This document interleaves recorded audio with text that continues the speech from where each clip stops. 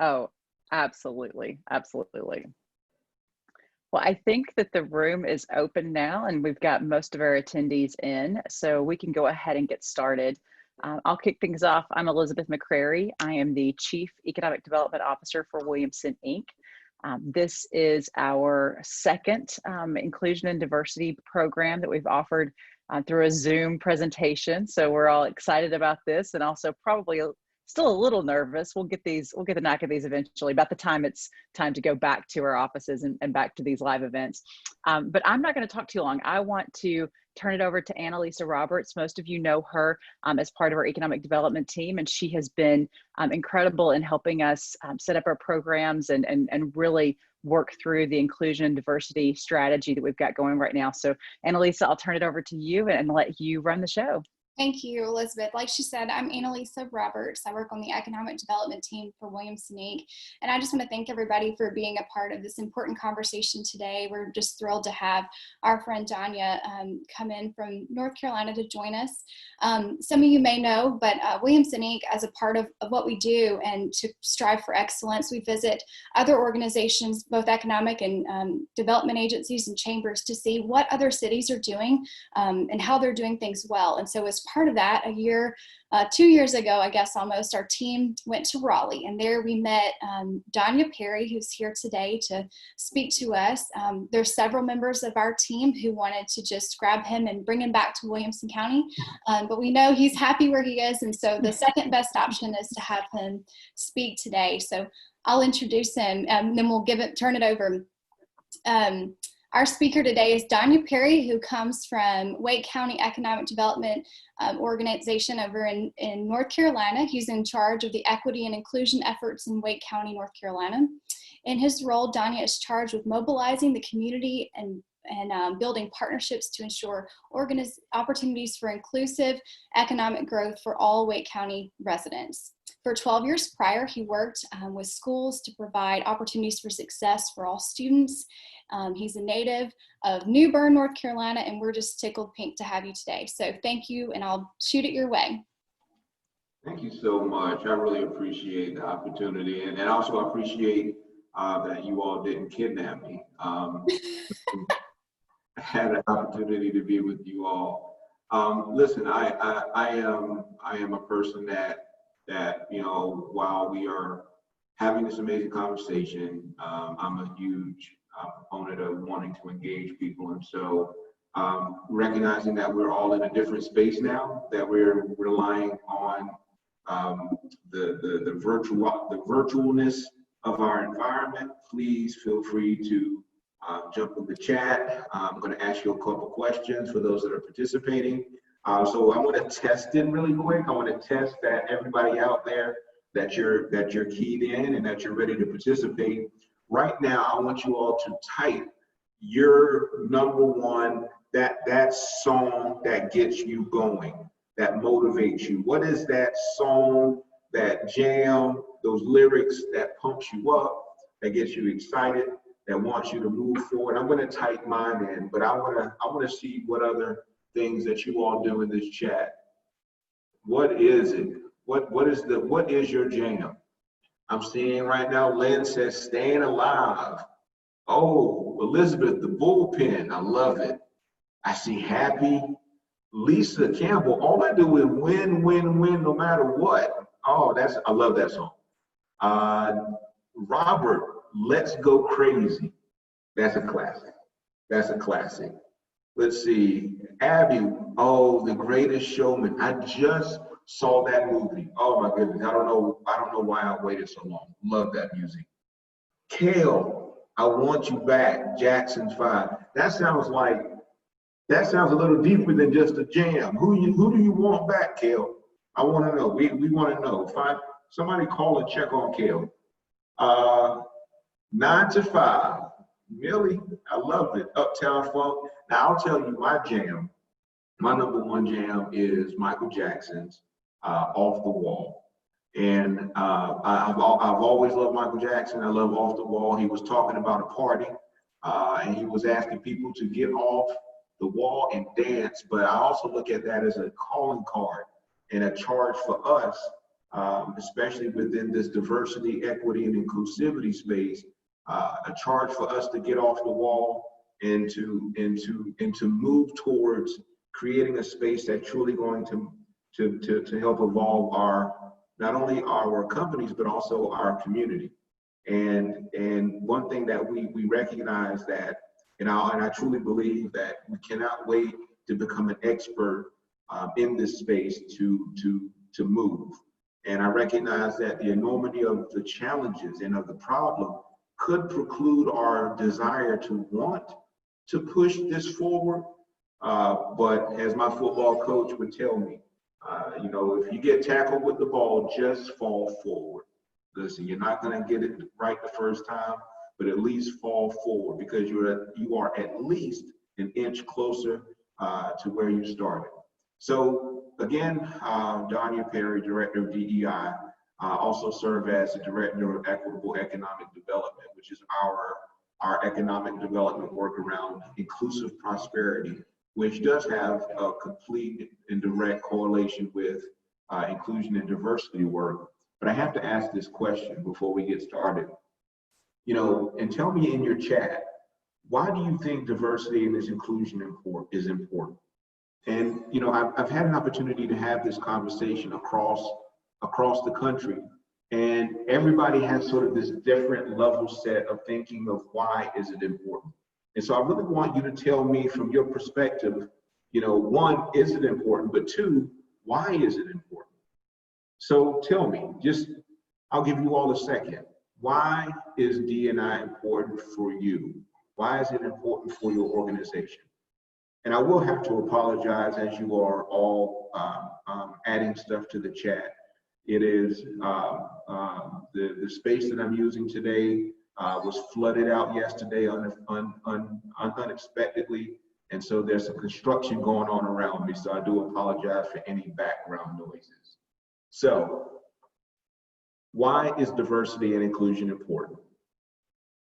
Oh, I love Karen. Thank you so much. We need to hear other points of view because we have a narrow focus. So you're looking at diversity of thought. I love it. Abby, varying viewpoints, backgrounds, and ways of thinking makes a stronger and better rounded team. Excellent point. Excellent point. I love Christine, to get more perspectives. I mean, how boring would it be if everybody thought just like me or just like you? It would feel cool for a little bit, but certainly it's just boring, and to get different perspectives helps us grow, right? How can you understand what your customer wants if you do not have a full, deep perspective? I love it. And you say D&I is necessary. What does Millie say? Because everyone has something to bring to the table in the conversation. I love it. Ooh, Rusty, it is time to repair and retreat from our history. Oh, I wish I was in front of you, Rusty. I outside of wanting to have you expound on that, but it's also a reflection of, we're talking diversity and inclusion because of our past, because of the challenges of our nation, the challenges that history has certainly shown us that we have not been receptive to diversity across the board.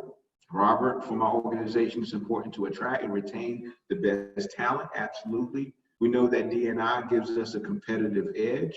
Bob, for me, I think it's important to cover our blind spots. I love that. If we surround ourselves with people from the same backgrounds, the same schools, the same places, we won't be able to cover our blind spots and know what we don't know. This is great, y'all. You all provided some amazing, and I do apologize, I'm country, so I say y'all. And y'all is one of those all-encompassing ways to be able to include everybody. So when we recognize, and let me say, everybody was spot on in terms of why it's important. The question that I tend to always follow up is, how does diversity and inclusion show up? How do we know that we've actually arrived? So to this point, some of us, we are at, if we sort of look at your university class, just think about taking one of those chemistry or English classes, and each level is higher and it's more harder, every year or every semester. So you have, history 101 and then history 201. So let's look at sort of a DEI 101, and then there's a DNI 201, and then there's a DEI 301. Right now, where would you say your organization is? Type, are you DNI 101, that's introductory level, or are you already in grad school, and that's diversity and inclusion 301 or 401? Where do you stand right now? Just put it in the chat, because that'll tell us a little bit about how it shows up for you. Oh, I see some 101s. Oh, Laura, we got a 201. I love it. All right. Let's see. We got a 101, Anita. I see you. Oh, Rusty, 202. That's a survey course. You must have a lab. Oh, I love it. I love it. This is great. And when we dig deep into how diversity and inclusion shows up, Bob, I see you. We're trying to. He said we were going from 101, trying to be 201. We're building on our diversity, but making sure we really have inclusion of that diversity in our leadership. I love it. So oftentimes when the question is asked, how does it show up? Oftentimes it's a question that not any one of us can actually answer. It's really a collective question. It becomes a question of everybody within that organization. It's a difference between really those quantitative elements of, are we diverse? So if you're looking at representation in your leadership, you can look in the room and you can say, I have 4 people represented of color. I have folks here that have had experience or have lived experience in terms of disabilities. I have all this physical attributes of diversity, notwithstanding some of the things that you cannot see. But when you talk about inclusion, that is tough to quantify. That is really hard to talk about, that welcoming, inclusive workplace or culture that sometimes you don't get unless you ask somebody one-on-one to give you a truthful, honest feedback about their experience in any said situation or workplace. And it's interesting because, and I love the coined phrase from Verna Myers. Raise your hand if you know about, raise your hand. Type in A if you know and you've heard this quote before. Diversity is being invited to the party and inclusion is being asked to dance. Excellent. So you all are there. So when we talk about diversity, again, it's easy as saying, yes, they are here. They have been invited. But does said individual have an opportunity for their voice to be heard? Do they truly feel connected? Do they feel valued? And how do you measure that? At the Raleigh Chamber, what we've done, and you may hear me sort of vacillate between diversity and inclusion and DEI. We've added to Verna Myers' amazing coined phrase about the diversity being invited to the dance and inclusion being asked to dance. And we added the E part, which is equity. And we've really boiled down equity to how do we actually build bridges or remove barriers to ensure diversity and inclusion, to ensure that it happens. So for us, equity, in using Verna's perspective, equity is actually how does the person even get to the dance or get to the party to begin with? How do we ensure that accessibility is there so that diversity and inclusion can actually be afforded? And so when we talk about equity, so this is way louder than I thought, y'all, so my apologies. I am okay, do not be scared. So when we think about, when we talk about the movement towards creating a space, and to me, the equity part is really the messy work, and that's the getting into the systems work that gets into really interrogating the practices and the programs and the policies to eliminate things that have been so restrictive, or to build a bridge or a workaround to ensure that we get to that place. We tend to look at really reforming and looking at inclusive workspaces in two different buckets here. One is interpersonal, and the other bucket is infrastructure. So when we talk about interpersonal, you know, we're really talking about how we connect with each other. That's collegial, you know, that's looking at staff, that's looking at leadership and staff, looking at the speed of trust, as Covey talks about it in his book. He speaks to how do we accelerate trust within a professional workspace to move from a professional trust to a personal trust. So the interpersonal piece is really big for folks to feel empowered enough to be in a space to be inclusive. Now, I will say infrastructure, that one is a little bit more complex, but the infrastructure is just as important as the interpersonal. Infrastructure means looking at, I call it the 3 Ps, looking at your practices, looking at your policies, and also looking at your programs to ensure that you are creating a diverse and equitable and inclusive space. That means interrogating your recruitment strategies. That means looking at your retention strategies.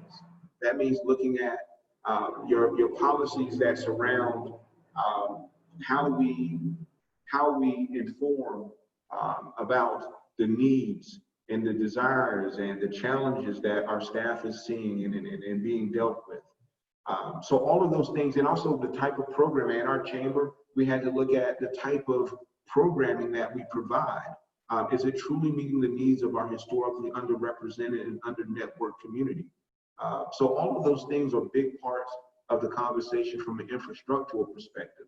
Now, for us, what I like to do and spend the majority of this time is just going over 4 to 5 best practices that we know that's out there for building the capacity for a diverse and inclusive workspace and workforce. Now, if we were together, one of the things that I would implore of you as you're moving into this space, whether you are 101 going to 201 or 201 going to 301, is to give yourself some grace.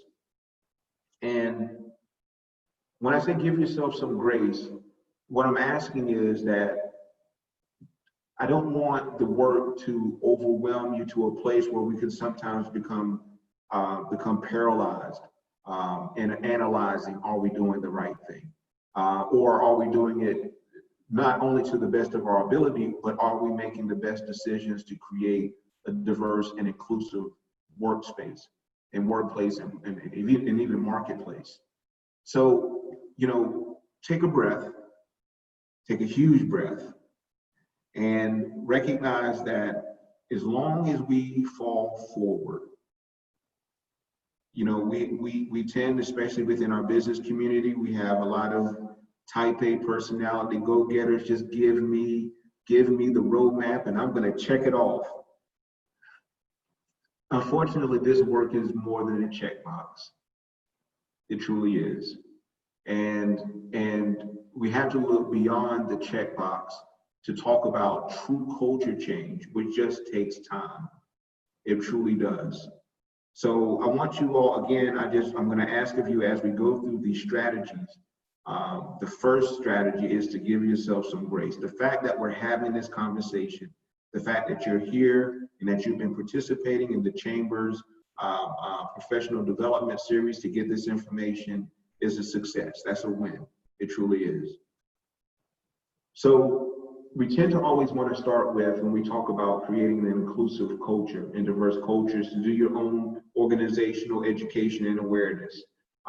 One of the things that we have to recognize, especially what we've seen across our business landscape, is that it has to be both a top-down but also a bottom-up conversation and complete and total cross-sectional increasing of fluency around what we're talking about. And so we ask our leaders to help increase not only their fluency in diversity and inclusion and equity, but to lead the conversation. We recognize that in a lot of companies, we have to have a point person that's making sure that there's accountability towards the work, and this is something that they think about every single day to push D&I forward, or is this something that's part of a larger leadership collective? And we'll talk a little bit about that later. But at the end of the day, creating education and awareness opportunities about what are we talking about is critical. And the education part of it is not just about the fluency and talking about the continuous learning opportunities, and to talk about our organizational core competencies, but it's also about the value proposition. And it's almost like, how is diversity and inclusion presented to the organization? How is it couched? Is it presented as a checkbox? Well, if it's presented like a checkbox, then it becomes just an add-on. But I would imagine that the majority of us, we see D&I as something that needs to be baked into the culture of the work that we're doing. That it's not something that we just turn on and off, but it becomes integrated within our strategic plan. And to do that, making sure that everybody is on the same page about what ultimately does this do for us as an organization. Why are we creating spaces to support our community of color? Why do we need an employee resource group that supports our LGBTQIA+ community? Why do we need to have conversations about neurodiversity? And so this is one of those conversations where it's not easy, but you have to walk into the room saying, I'm going to be comfortable with being uncomfortable. And I want you all to be okay to be in this space with me. This is conversations that have, and let's be honest, especially when we talk about race, it is probably the most difficult conversation to have. And the only reason why it's really difficult is because we don't talk about it. It's because we do not have that muscle memory. We have not built that muscle up. And so to embrace the uncomfortable nature of talking about it will propel us forward. It creates that muscle. And understanding of that, talking about others' lived experiences will help your D&I efforts. People need to see that as being synonymous. So organizational education and awareness is critical.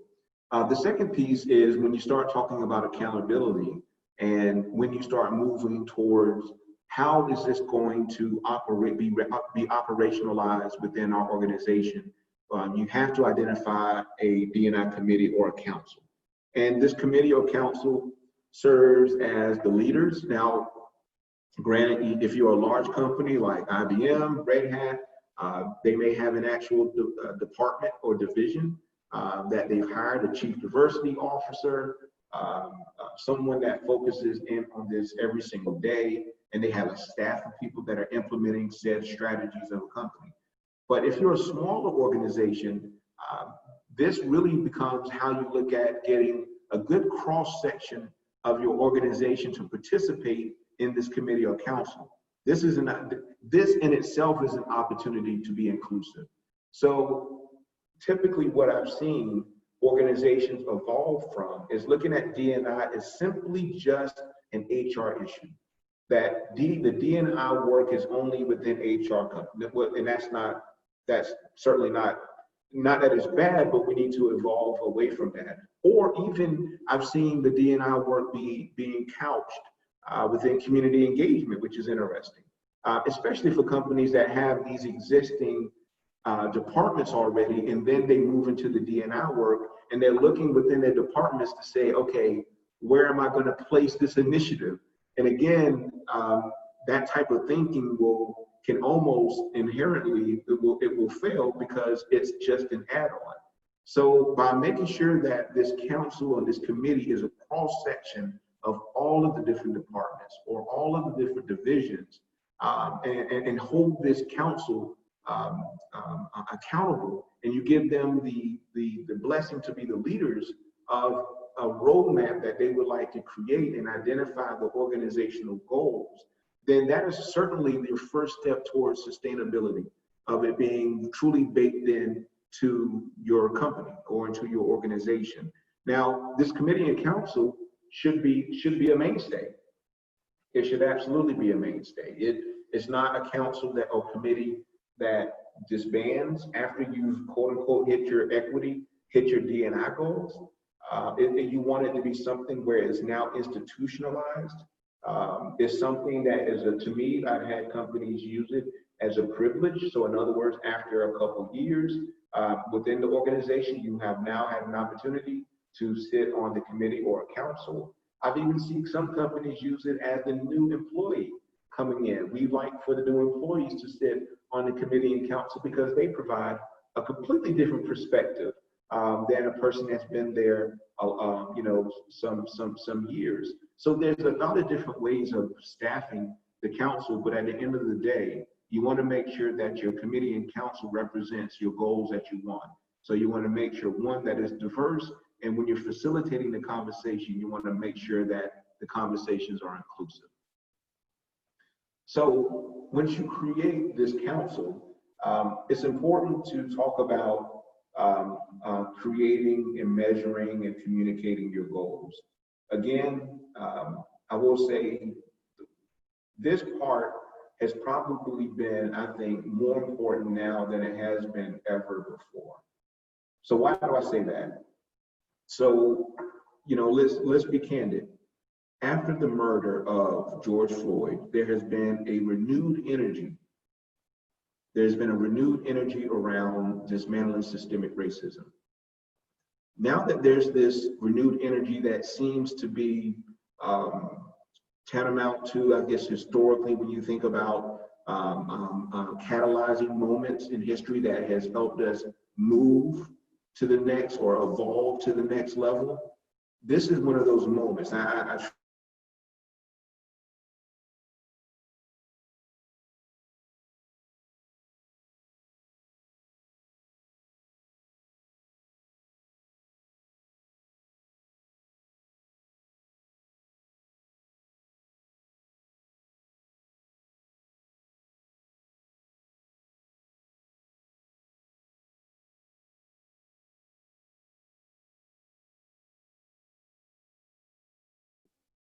Danya, I think you're muted.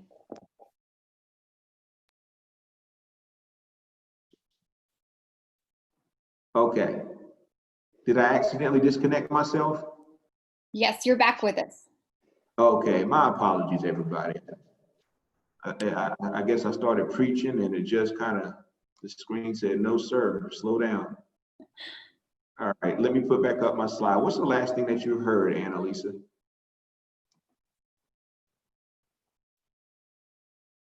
Sorry, I was muted myself. You were talking about once you build the moving forward after you've built the team for.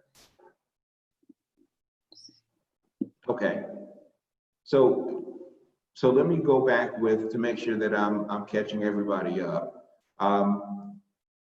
So we was the last, because I don't know how long I was talking. Somebody in the chat, tell me, did we finish talking about the committee or council? Is that the last thing that you heard? Yes, you did. Okay, all right. So did you hear me talking about the renewed interest around dismantling systemic racism? That's where it cut off. That was probably one of the last things you said. Yes. Okay, perfect. Thank you. So when we get to the space of, and again, we talk about that renewed interest around systemic racism, and historically we've seen spaces where, there's been a catalyzing moment that helped kind of propel us to evolve. And I do think that we're in the moment. And what you've noticed, and you can see this, within corporate America, within the business community, these statements that have come out. These statements about race equity, the statements condemning racism. You've seen companies and commercials, and there's been just this, just almost a wave. And let me tell you, the wave has almost, I look at implementation of any new thing as a bell curve. You know, you have a bell curve, it flattens out at the beginning and then it goes up and then it comes back down. And if you look at the bell curve of implementation, typically the front tail of that bell curve, that's the early adopters. Those are individuals that have been in the space for decades. So if I look at the implementation of work around dismantling systemic racism, a company that has been in this space for decades has been in Jerry's. The ice cream people, I mean, if you go and you check out Ben & Jerry's website and their mission and their work, they've been talking about this when it wasn't a trend. And so they were the early companies like that. They have been in that space, and you can see that for a myriad of different civic issues, you know, from global warming to hunger to poverty, all of those different things. You know, you always had companies that had an affinity towards that work, and they were the early adopters. But the lion's share, the top of that curve, the 75% of companies were literally on the fence. You know, they were, it was important to them, but was it so important that it was going to lead the conversation? And so now what we're seeing is companies that are seeing this as, okay, this is an imperative for us to make these, to make these statements. So now it's almost by peer pressure. You have to say something because your generation Z, this young people, the millennials and Gen Z, they are making decisions about companies based upon their commitment towards diversity, equity, and inclusion, and also our social justice issues. So now it becomes, we have to say something. Now, what happens for your employees that have been working in that space for 20 years and they see that statement, but there's no substance in that statement? They collectively will give you the side eye, okay? Collectively. And so that, I say all that to say that you cannot have a statement without a strategy. And what we want to do is to make sure that we have measurable goals, is to make sure that we communicate what the strategies are and what the work is going to focus on. And it starts out, I would say, and before you create those goals, is to facilitate an organizational assessment or an audit, is to look at the different spaces. And I would say, allow a third party to come in and do this for you, to eliminate any potential Hawthorne effect. I'm a research methodology in my background. And so you want to eliminate anything that can create any level of bias, or to have your workplace to see it as being tilted or slanted. But by bringing in a third party, they can see it from a different perspective that gives you another, and someone had mentioned earlier, talking about blind spots.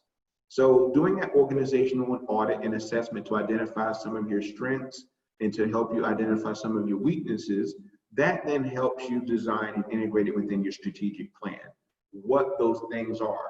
So for us at the Raleigh Chamber, one of the first goals that we set up was to look at how do we diversify our board.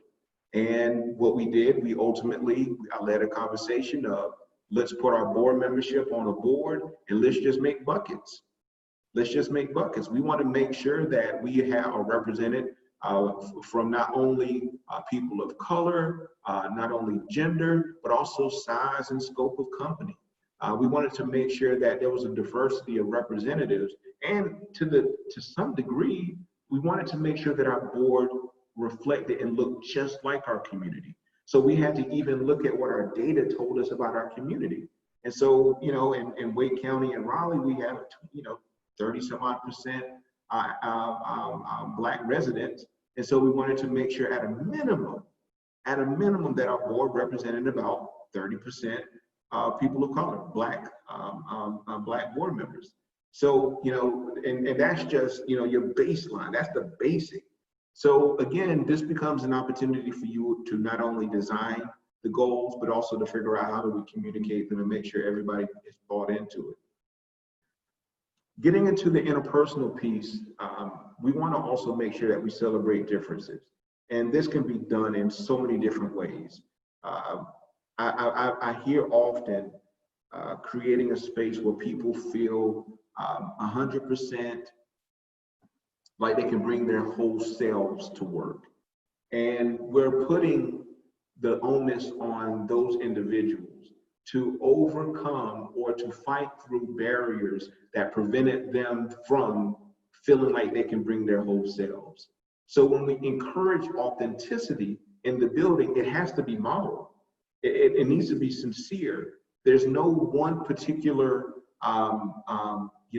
goal about that can actually make somebody say, okay, I feel completely comfortable in bringing my entire self. You can say it as much as you want, but there has to be things that goes on within your work culture that helps somebody feel completely comfortable being themselves and for fear of retaliation. And one of the things that I recall after, again, let's go back to the conversations around this renewed interest around dismantling systemic racism and race equity. One of the first things that we saw, again, going back to statements, was that companies adopted Juneteenth as a holiday. And what we did, I had several focus groups of some of our larger companies to talk about some of the strategies like Juneteenth being recognized as a holiday.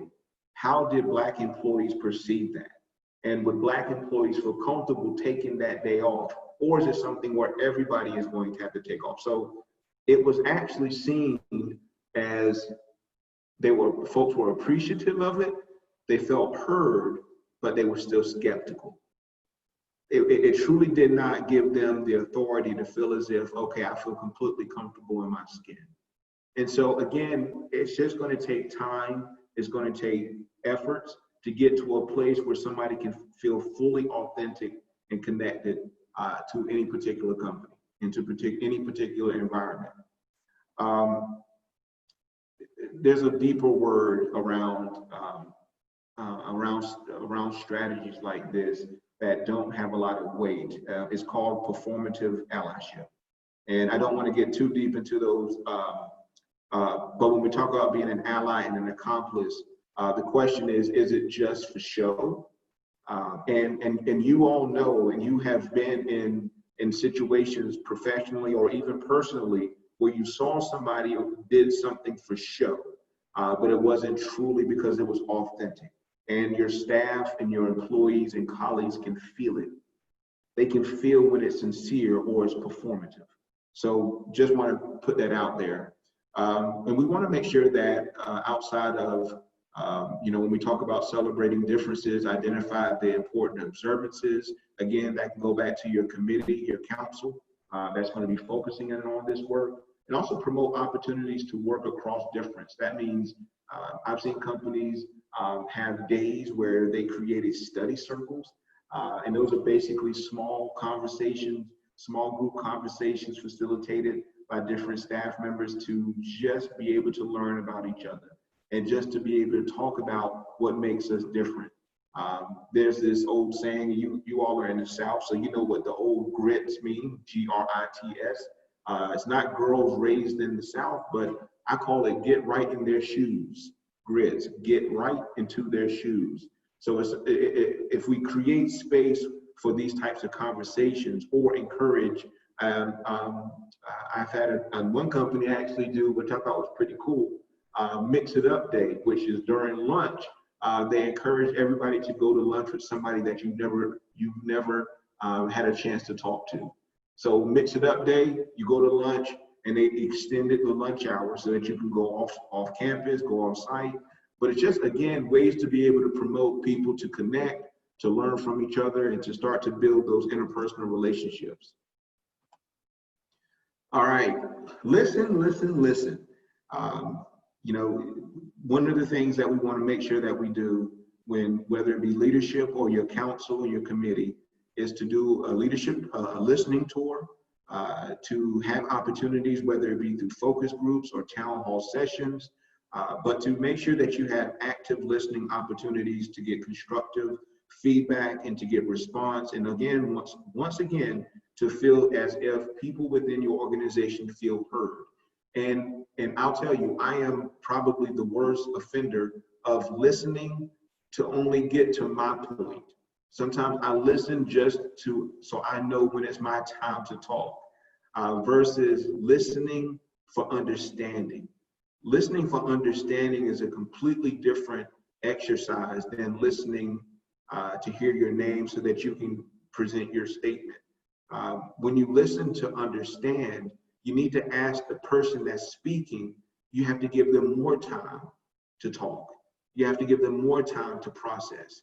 We tend to, when we have conversations, we have been conditioned to be very surface level, we oftentimes don't get a chance to go from the cognitive to the metacognitive, to get into our emotions, to get into some feelings, to get into the derivatives of why we make decisions. Because we have always been at this very just the facts, cognitive level of how we communicate to people, and we communicate based on what we think people want to hear. But when you give space for people truly to have unabated unabated opportunity to talk, that's when you start getting into some deeper conversations that help you connect more with who your colleagues are.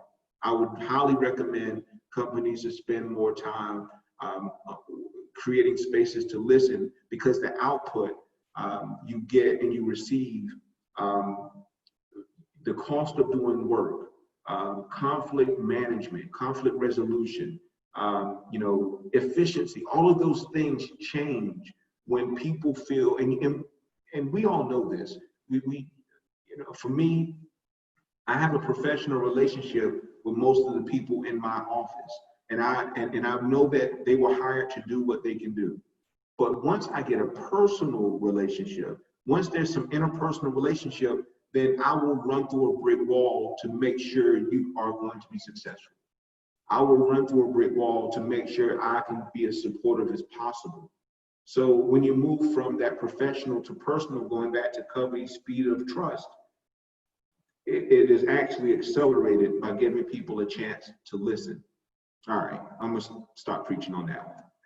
All right, so again, I really appreciate, for us, I appreciate the opportunity to talk to you about this work, and we're gonna take questions here in a second.